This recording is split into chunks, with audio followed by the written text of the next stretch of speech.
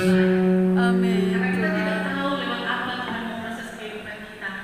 Kita tetap bersyukur saya kepada Tuhan. Yakin dan percaya bahwa Tuhan itu tetap baik dari dulu sekarang sampai selamanya. Haleluya. Mari kita firman Tuhan dan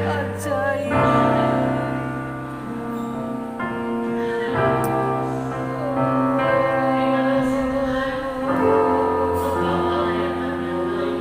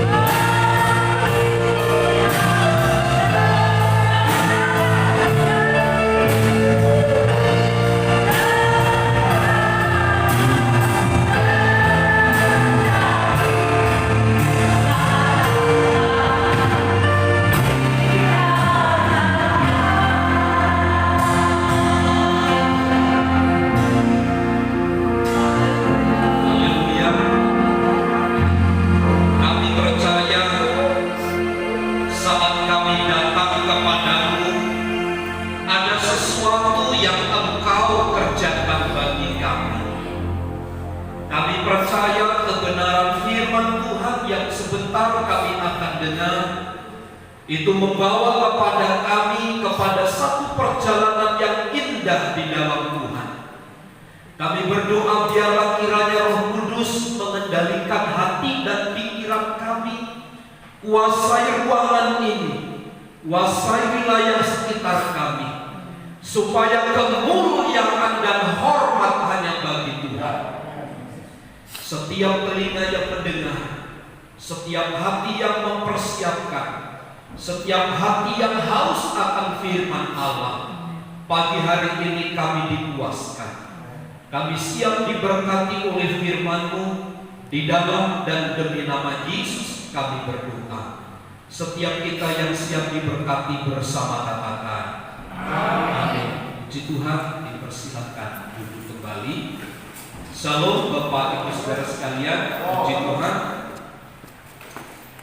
Untuk kedua kalinya kita bisa beribadah bersama di dalam ruangan ibadah tentunya, dan saya percaya kerinduan kita bersama agar situasi ini cepat terkendalikan dengan baik sehingga kita dapat melakukan segala kegiatan-kegiatan ibadah yang lain dengan baik tentunya. Di dalam Yohanes pasal yang ke-16, saya ajak jemaat Tuhan untuk sama-sama membuka Alkitab di dalam Yohanes pasal yang ke-16.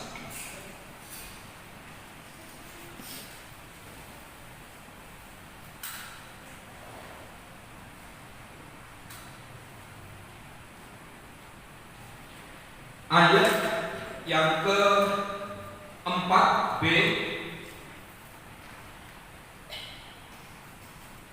sampai kepada ayat yang ke-10. Kita baca bergantian ayat ini dari Yohanes pasal yang ke-16. Saya baca ayat 4b, Bapak Ibu Saudara sekalian membaca ayat yang ke-5 dan seterusnya sampai kepada ayat yang ke-10. Demikian pekerjaan penghibur. Hal ini tidak kukatakan kepadamu dari semula, karena selama ini aku masih bersama-sama dengan kamu. Tetapi sekarang aku ingin kepada Dia yang Maha Kudus, dan tiada seorang pun di antara kamu yang bertanya padaku, kemana kau pergi? Tetapi karena aku mengatakan hal itu kepadamu, sebab itu hatimu bersukacita. Namun saya berkata ini kepadamu, adalah lebih berguna kepadamu jika aku pergi, sebab kalau aku tidak pergi, penghibur tidak akan datang kepadamu. Tetapi kalau aku pergi, aku akan mengutus Dia kepadamu. Dan kalau ia datang, ia akan mengisahkan dunia akan dosa, kebenaran dan penghakiman.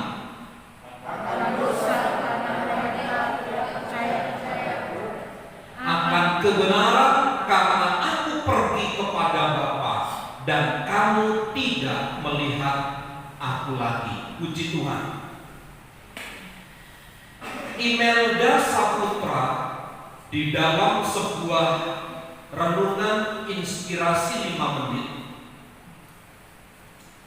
dia menulis seorang tokoh anak kecil namanya Roberto Salazar. Saya coba cari di Google, nama ini kebanyakan dari mana. Rupanya sepertinya dia adalah anak dari Meksiko. Dia baru berusia 6 tahun. Dia seorang yang jarang sekali menangis. Bahkan ada data yang menyatakan dari kecil, dari lahir, menangisnya itu hanya sekali. Pada waktu dia dilahirkan dari kandungan ibunya. Tetapi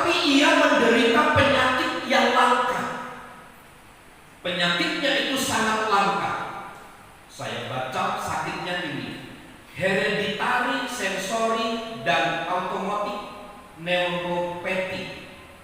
Itu artinya adalah penyakit yang tidak bisa merasakan sakit.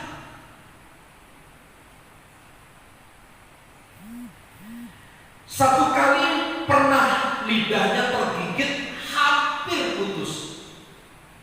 Darah sudah berkecucuran kemana-mana. Orang tuanya sangat panik, tetapi Salazar Roberto ini hanya terdiam, seolah-olah tidak pernah terjadi apa-apa. Satu kali dalam kisah itu disebut dia sempat terjatuh karena dia bermain berlari-lari. Kakinya terluka sangat parah, sehingga luka robeknya itu menganga lebar begitu.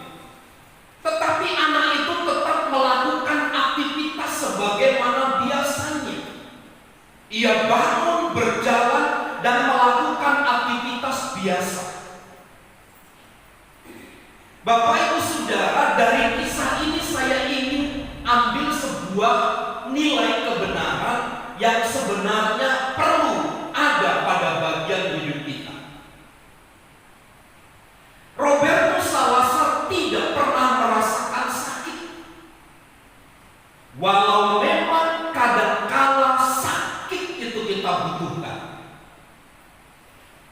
Anak-anak yang baru lahir, kalau dia keluar dari kandungan ibu tidak menangis, dia akan dibuat menjadi menangis. Artinya dia perlu disakiti. Iya sih, begitu kan? Kalau dia tidak menangis, disakiti, dicubit, dipukul pantatnya, digoyang-goyang, supaya dia merasa sakit. Sebenarnya sakit itu penting bagi kita. Walau sakit itu tidak enak. Ada bapak ibu saudara yang sakit, tiba-tiba tertawa terbahak-bahak, senang gitu, lari ke sana kemari, ke Giant, ke City Plaza gitu, ke Robinson yang sudah buka. Anda lari senang gitu. Saya sakit. Saya kira nggak ada orang yang seperti itu. Sakit itu tidak enak, tetapi sakit itu penting untuk menjaga kestabilan perjalanan hidup kita. Nah, di dalam konteks Yohanes pasal 16 ayat 4 sampai ayat 10 yang kita baca tadi, Roh Kudus hadir di dalam kehidupan kita. Itu membawa rasa sakit bagi kita, untuk menyadarkan kita yang tidak beres, untuk menyadarkan kita yang tidak benar. Roh Kudus seringkali memberikan rasa sakit. Kalau kita ditegur, sebenarnya itu adalah tanda kasih untuk kebaikan kita. Tetapi karena ditegur menimbulkan rasa sakit, kadang-kadang kita marah, kita tidak mau terima, padahal itu adalah demi kebaikan kita. Roh Kudus hadir sering menegur, memberi rasa sakit. Saat kapan? Saat kita salah melangkah, saat kita berdosa. Hari ini Bapak Ibu Saudara, kalau melihat kajian-kajian Alkitab, orang berkata seperti ini: dosa yang tidak disengaja itu adalah dosa yang bebas, tidak akan mengalami penghukuman dan seterusnya. Sekarang mulai booming. Apakah benar demikian? Bukankah Paulus menyatakan sebenarnya di dalam konteks Kejadian pasal yang 3 dijelaskan secara luas bahwa sebenarnya dosa yang tidak disengaja itu pun mengakibatkan penghukuman. Sebab bagaimana mungkin ketika muncul pertanyaan orang-orang gereja hari ini, bagaimana dengan orang-orang yang tinggal di pedalaman, yang tidak pernah bisa tahu membaca tulis, tidak bisa membedakan mana yang benar dan salah, apalagi mereka tidak pernah sempat mendengar firman Tuhan. Lalu mereka dihakimi melalui apa? Orang berkata mereka bebas. Sebenarnya tidak. Allah akan menghakimi mereka melalui hati nurani mereka. Hati nurani itu bisa membedakan, bisa memilih.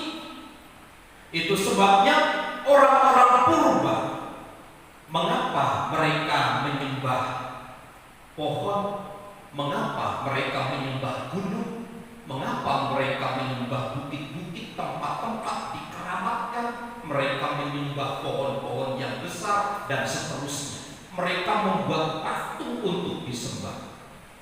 Karena mereka menyadari di dalam hati mereka ada satu oknum yang besar yang bekerja di luar nalar mereka, di mana itu mengendalikan alam dan seluruh kehidupan. Artinya Bapak Ibu Saudara, Allah ingin tahu sekali bahwa dosa yang tidak disengaja pun mendatangkan penghukuman. Saya mau katakan begini, jangan kalau Roh Kudus menegur hati kita, oh saya nggak sengaja, saya tidak sengaja melakukan itu. Saya beberapa kali melihat video tentang kecelakaan di jalan. Tentu kebanyakan Bapak Ibu Saudara tidak ada unsur kesengajaan. Ketika mereka senggolan di jalan, tabrakan di jalan, itu tidak ada unsur kesengajaan, tapi lebih banyak unsur kelalaian. Itu pun mereka dikenakan pasal, meskipun mereka tidak sengaja.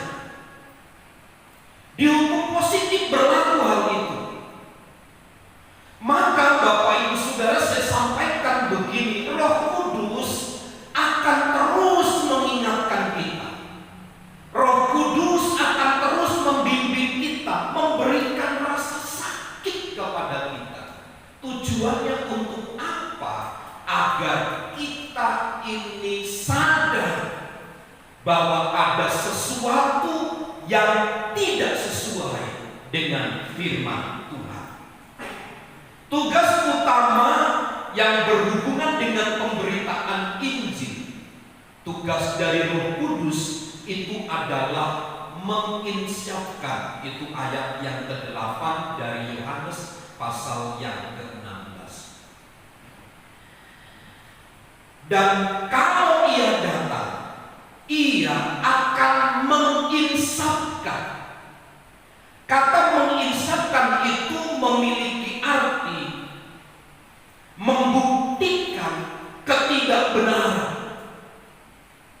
Roh Kudus itu akan menyingkapkan. Roh Kudus itu meyakinkan kita bahwa apa yang kita buat, apa yang kita lakukan itu tidak benar. Apa yang kita kerjakan itu disingkapkan oleh Tuhan. Kita diberi bukti yang otentik sesuai dengan kebenaran-kebenaran Tuhan. Berdasarkan pernyataan ini, maka tidak ada orang yang bertobat. Tidak mungkin ada orang yang berbalik kepada Tuhan tanpa pekerjaan Roh Kudus. Kalaupun ada berdasarkan nilai-nilai yang didapat dari dunia, sifatnya hanya sementara. Lihat saja Ki Gendeng Pamungkas. Ki Gendeng Pamungkas kan beberapa lalu meninggal ya. Dia sampaikan sebelum meninggal, dalam jarak beberapa bulan pasti presiden kita akan mati atau akan paling minimal turun dari jabatan. Sebelum itu terjadi, dia dulu yang meninggal dunia. Bukankah Ki Gendeng Pamungkas pernah menjadi pengikut Kristus? Dia sempat diberikan gelar evangelis, dan dia banyak mengajar anak-anak Tuhan kala itu. Walau saya sering sampaikan kepada Bapak Ibu Saudara, jangan kita mudah terhanyut, jangan kita mudah terprovokasi. Kalau mendengar berita-berita begitu orang yang baru bertobat, jangan pernah dengar kesaksian hidupnya, karena dia belum diuji dari kebenaran Tuhan. Nyatanya betul, dia mati sekarang di dalam ketidakpercayaannya kepada Kristus. Artinya memang sempat dia sadar, dia menyadari kesalahannya, tetapi akhirnya kembali. Kenapa? Karena bukan pekerjaan Roh Kudus yang menyadarkan. Mungkin ada pekerjaan oknum-oknum yang lain.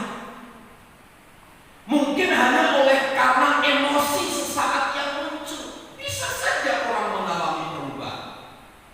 Sama saja kita memakan cabai, Bapak Ibu. Kalau kita makan tidak ada cabai, tidak ada sambal,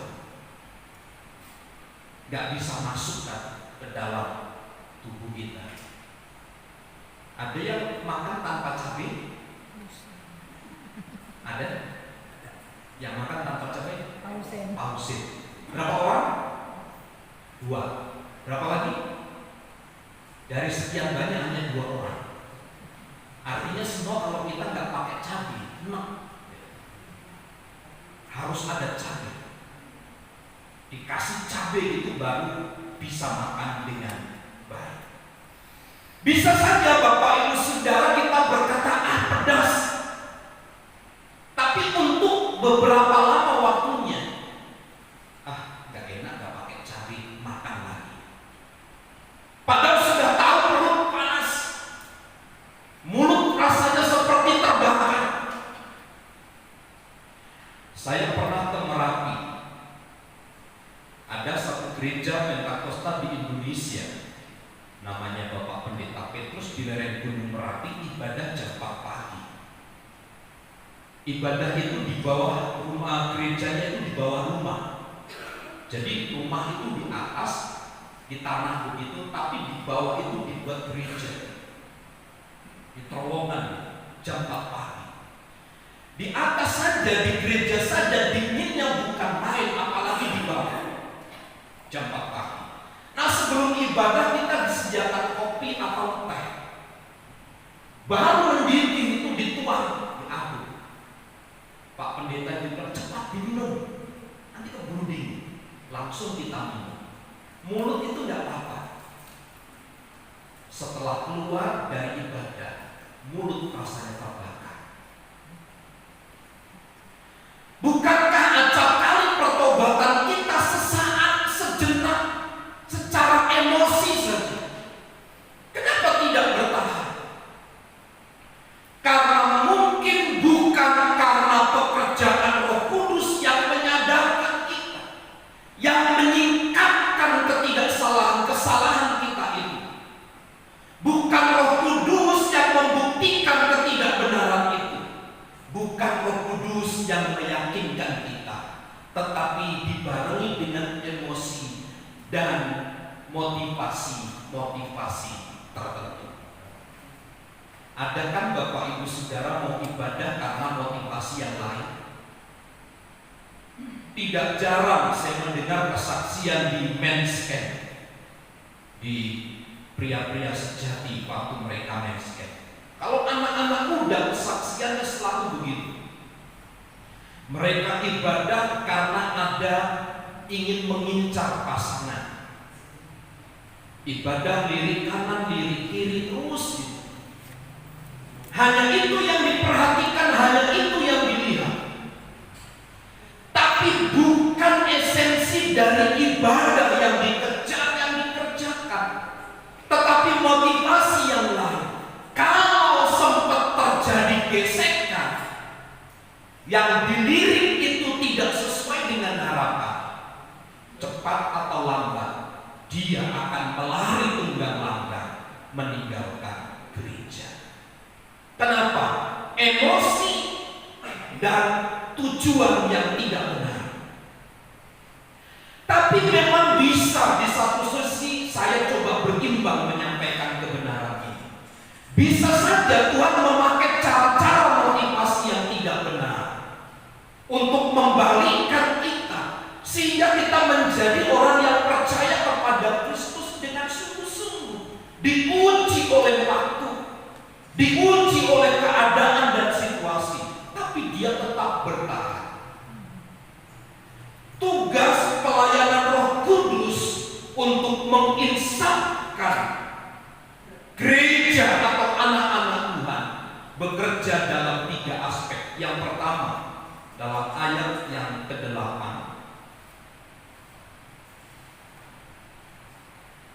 dan kalau ia datang, ia akan menginsapkan dunia akan dosa. Aspek pertama adalah menginsapkan dunia akan dosa. Bahwa sesungguhnya dunia ini dikendalikan oleh dosa. Dan pekerjaan Roh Kudus menyatakan kebenaran itu. Bahwa sesungguhnya seluruh manusia kita ini di bawah hukum dosa. Paulus katakan dalam kitab Roma, iblis atau dosa itu mengintip di depan pintu tetangga kita. Kalau mau keluar pintu, dia harus melangkahkan kaki kanan ke kiri. Kaki kanan atau kaki kiri? Kanan, kaki kanan. Kalau tidak melakukan itu, ada akibat fatal yang akan dikerjakan oleh pihak lain. Harus kaki kanan dulu. Lalu bagaimana kalau seandainya kita lupa? Bagaimana orang difabel yang tidak punya kaki kanan? Begitu. Tapi intinya adalah begini, Roh Kudus bekerjanya menginsapkan dari dosa, menyatakan bahwa apa yang kita buat itu adalah dosa ketidakpercayaan, supaya membangkitkan kesadaran akan adanya kesalahan. Betapa Bapak Ibu Saudara kita kan punya pengalaman pribadi masing-masing. Kita senangkan, kita bertahankan terhadap perbuatan-perbuatan dosa, seolah-olah kita pelihara. Bahkan acap kali mungkin kita berdoa, Tuhan, lepaskan saya dari segala dosa. Tetapi jangan dosa yang saya pertahankan ini. Jangan Tuhan. Dosa yang lain boleh, tapi dosa yang ini jangan. Bapak Ibu Saudara, kenapa kita merasa bangga selalu mempertahankan itu? Karena mungkin kita menghalangi pekerjaan Roh Kudus yang menyatakan itu adalah tindakan dosa. Atau mungkin kita tahu persis bahwa itu adalah pelanggaran, tetapi kita mempergunakan keyakinan, kita mempergunakan logika kita untuk kita berkata, ini sesuatu yang benar. Kita cari alibi, kita cari alasan untuk mempertahankan agar itu menjadi perbuatan legal yang diperkenan oleh Tuhan. Pentingnya Roh Kudus bagi gereja Tuhan hari ini adalah Dia menyatakan dosa dan ketidakpercayaan, membangkitkan kan kesadaran akan kesalahan dan pentingnya, perlunya adanya pengampunan dosa. Bapak Ibu Saudara, tanpa ini tidak mungkin ada pertobatan. Tanpa pekerjaan Roh Kudus tidak mungkin ada pengampunan dosa. Tidak mungkin ada orang insan. Kemarin di Palembang ada pembegal yang motor, tukang grab itu dibunuh. Ketika ditangkap oleh pihak kepolisian, dia menangis jadi-jadinya. Menangis jadi-jadinya. Dipukul oleh massa, dia menangis. Dia gelagak pingsan, ditendang bangun lagi, ditendang bangun lagi. Tapi pada waktu melakukan pelanggaran kesalahan, dia seolah-olah seperti seorang raja, seperti seorang dewa. Kalau seseorang dikuasai, dikendalikan oleh emosi, akal sehat itu sudah tidak berlaku. Semuanya jadi benar, semuanya jadi abu-abu, semuanya jadi terang. Benar adanya mesti salah. Dan kita butuh Roh Kudus untuk menerangkan bahwa itu sesuatu yang salah. Di mana pada akhirnya kita harus memberikan pilihan yang sungguh-sungguh, pertobatan yang sungguh-sungguh kepada Tuhan, berbalik kepada Tuhan sebagai Tuhan dan Juru Selamat. Minggu yang lalu saya sampaikan kebenaran ini. Ini salah satu contoh. Kisah Rasul pasal yang kedua. Kisah Rasul pasal yang kedua ayat 37. Ketika mereka mendengar hal itu, hati mereka sangat terharu. Lalu mereka bertanya kepada Petrus dan rasul-rasul yang lain, apakah yang harus kami perbuat, saudara-saudara? Ketika orang banyak mendengar pemberitaan Petrus dan rasul-rasul tentang siapa Kristus, mereka sadar, mereka menjadi terharu, mereka mengambil keputusan yang bijak untuk ikut kepada Tuhan. Siapa yang mengerjakan orang bisa terharu? Siapa yang bisa mengerjakan orang bisa menangis di dalam tempat ibadah ketika mereka bertemu dengan Tuhan? Kalau bukan dan tidak pekerjaan Roh Kudus. Roh Kudus akan menolong kita, menyatakan kita bahwa itu adalah dosa, supaya menimbulkan keyakinan, membangkitkan kesadaran bagi kita bahwa kita butuh sebuah pengampunan. Dalam ayat yang ke-8, bagian yang kedua, kebenaran dan penghakiman. Yang kedua adalah aspek daripada Roh Kudus dalam pelayanan menginsapkan itu, menyatakan kebenaran. Roh Kudus itu menginsapkan orang-orang percaya bahwa Yesus itu adalah benar. Dia telah mati dan bangkit dari antara orang mati.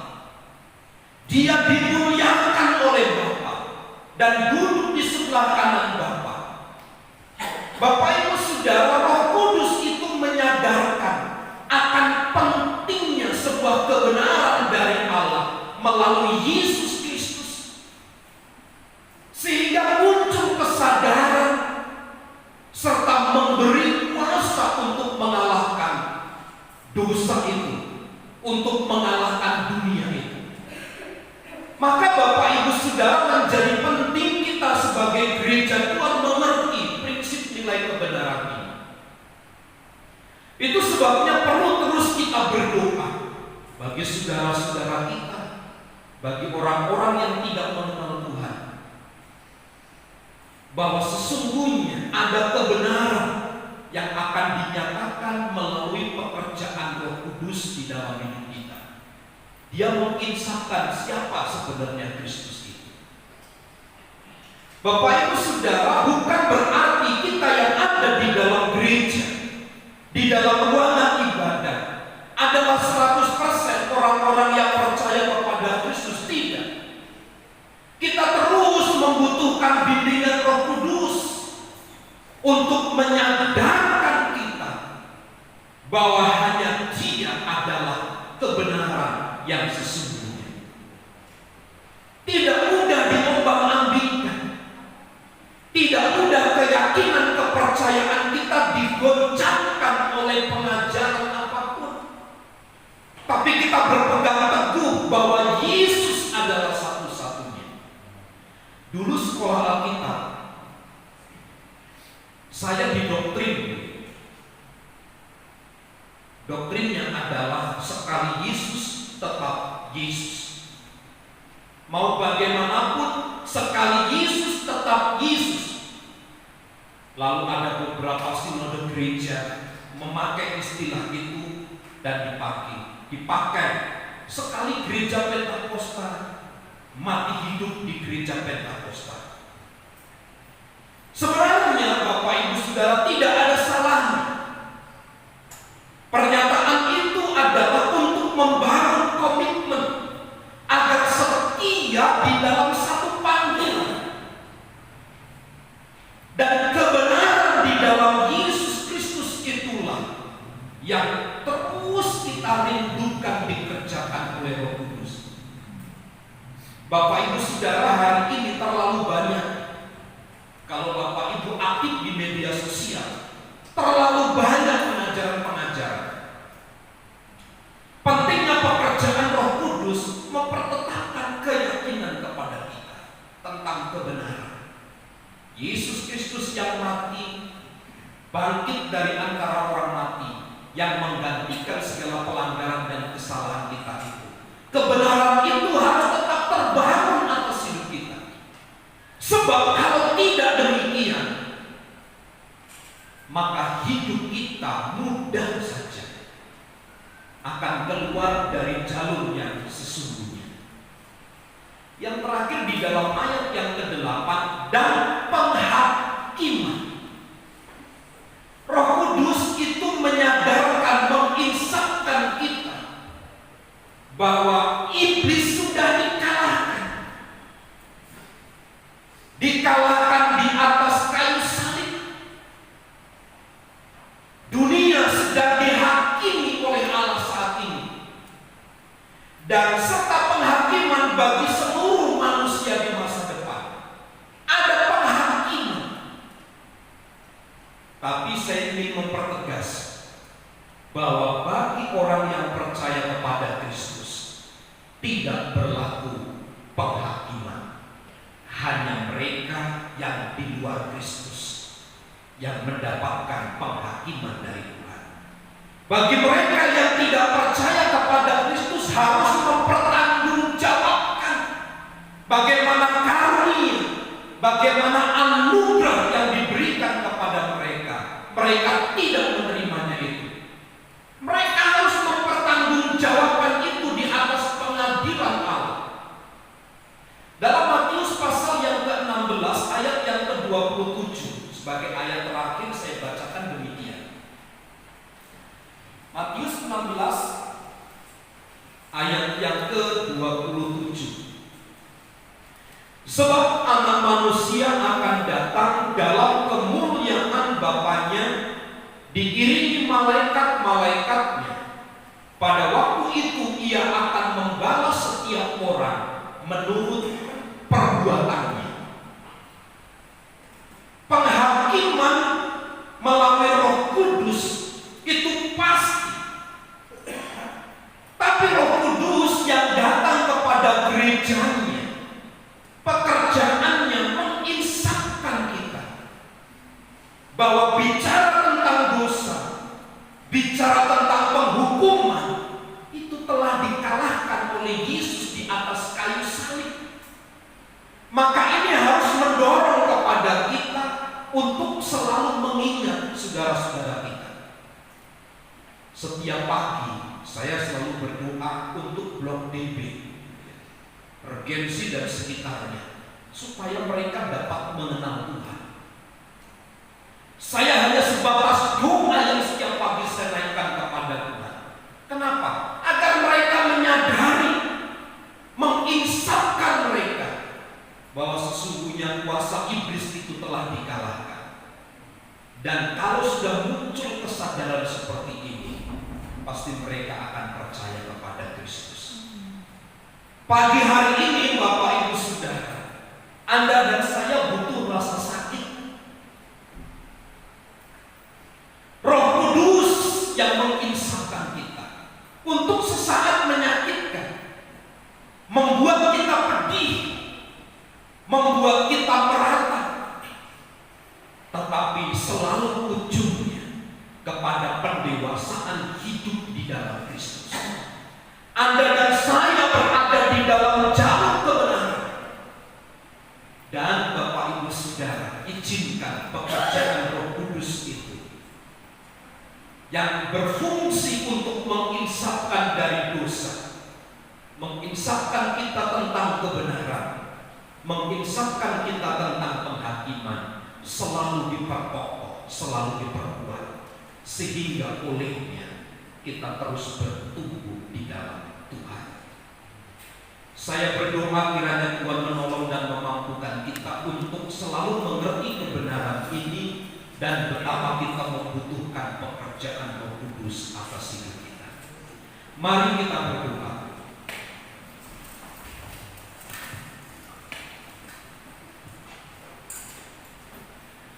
Bapa, kami bersyukur untuk pagi hari ini.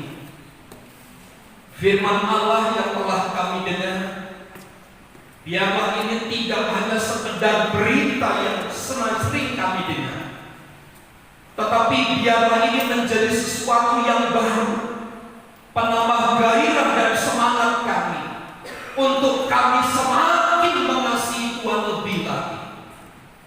Kami rindu Tuhan agar pekerjaan Roh-Mu yang menginsapkan dunia dari dosa, menginsapkan dunia dari kebenaran, menginsapkan dunia dari penghakiman Allah itu nyata dan bekerja secara luas, baik bagi kami yang percaya kepada Kristus. Kami semakin bertumbuh-tumbuh di dalam Tuhan. Roh Kudus, mampukan kami untuk kami tetap berdiri di atas firman Allah, bangun hidup kami sehingga kami tidak menjadi lemah, tidak menjadi goyah terhadap segala keadaan yang terjadi. Roh Kudus, kami luaskan pekerjaan-Mu ada di antara kami, mengerjakan segala hal yang perlu Engkau buat dan kerjakan bagi kami. Kami terima firman-Mu dengan hati bersyukur di dalam dan demi nama Tuhan Yesus. Haleluya. Amin.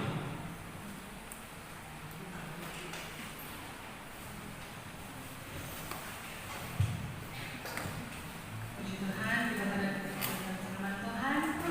Dan saat ini kita akan memberikan persembahan dari video persembahan ke-1 keluarga. Dipersilakan yang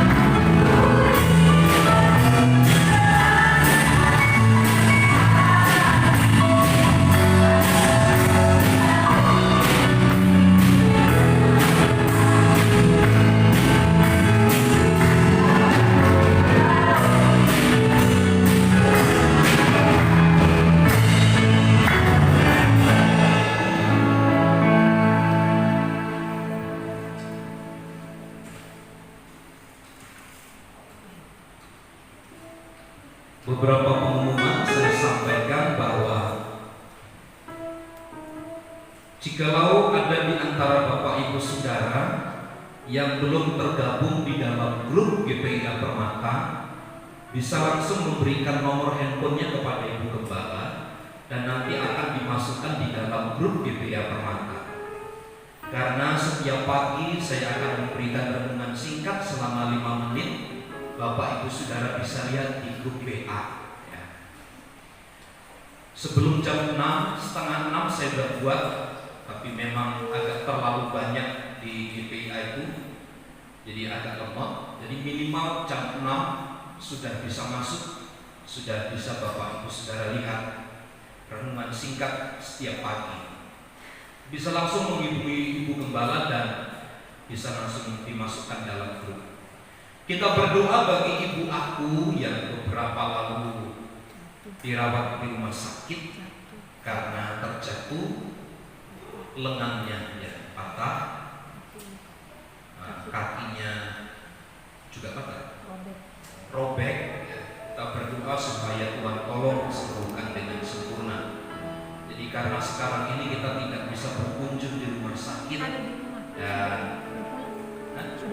sudah pulang ya.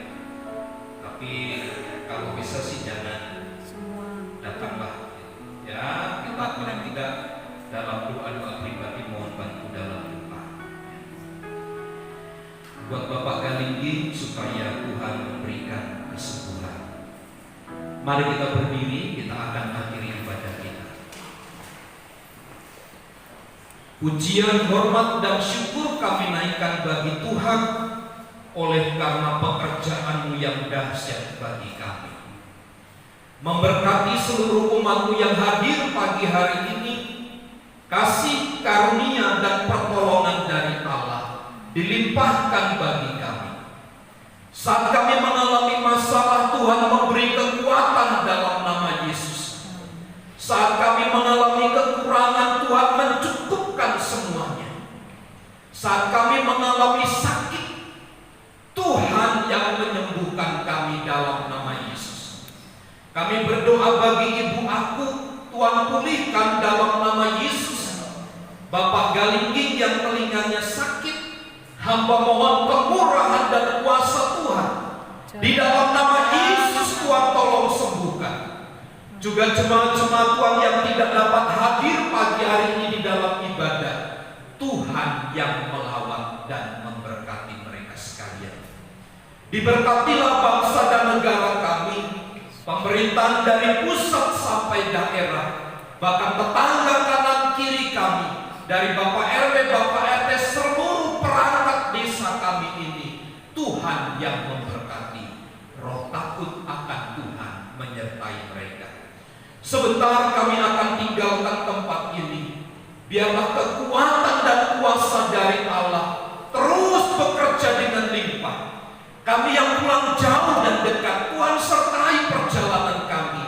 Tibakan di rumah dengan selamat, tanpa kurang satu apapun, sehingga di minggu mendatang kami dapat berjumpa di dalam kasih dan kemurahan Tuhan. Di dalam nama Yesus kami berdoa. Mari saudaraku, angkat tanganmu dan terimalah berkat Tuhan. Tuhan memberkati dan melindungi engkau. Tuhan menyinari engkau dengan wajah-Nya dan memberi engkau kasih karunia. Tuhan menghadapkan wajah-Nya kepadamu dan memberi engkau damai sejahtera. Kiranya kasih karunia Tuhan Yesus Kristus dan kasih Allah serta persekutuan Roh Kudus menyertai kita sekalian saat ini dan sampai selama-lamanya. Kami terima segala berkat Tuhan di dalam nama Tuhan Yesus Kristus. Kita semua yang percaya dan diberkati bersama katakan amin. Bapak